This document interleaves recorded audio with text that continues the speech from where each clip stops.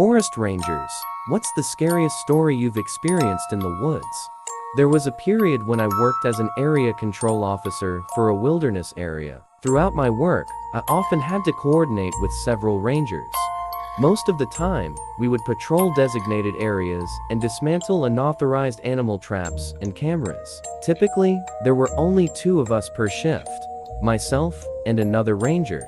One day, while on patrol, my colleague mentioned feeling unwell. We stopped to rest for a while, but he didn't improve much, so I decided to continue the patrol alone and let him head back early. I let him go ahead because from our location, it was nearly an hour's off-road drive back to headquarters. As I was busy clearing traps and cameras, suddenly a voice echoed around me. It was a hoarse and deep voice. From where I stood, surrounded by trees and far from any trail, it was difficult to pinpoint where the voice was coming from. I tried speaking loudly in a serious tone, asking if someone was nearby, but there was no response. It felt like I was hallucinating, and nature was playing tricks on me. By now, dusk was setting in, so I decided to ignore it, headed towards my off-road vehicle, and prepared to return to headquarters. However, when I tried to start my vehicle, there was no response at all. Now, I began to panic, alone in the middle of a vast forest, with a non-starting vehicle, and the nearest trail 3 kilometers away. It felt like a scene from a suspenseful movie. I calmed myself and tried to figure out what was wrong with the vehicle. After inspecting it, I discovered that the battery cable had been disconnected. I tried not to dwell on who or how this could have happened and quickly reconnected the cable to the battery and attempted to start the vehicle.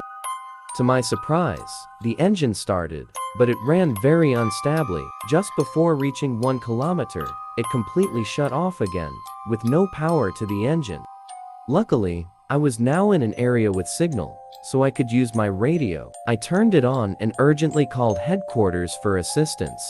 In just a moment, I received a response from my colleagues at headquarters, but they said it took them nearly an hour to reach my location. By this time, I recalled that my colleague had returned before me. I asked the team at headquarters if he had arrived, but they said they hadn't seen him. The sky was growing dark, and while waiting for my colleagues to arrive, I lit a small fire to dispel the cold and the gloom of the forest. Again, heard voices echoing around me. The vegetation was dense, making it incredibly difficult to pinpoint the source of the sound.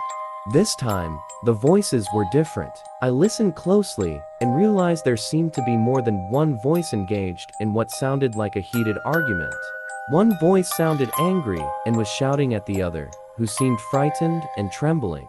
I shouted out, asking, "Is everything all right? Does anyone need help?" But once again, there was no response. I boldly estimated both voices were within 300 meters of my position.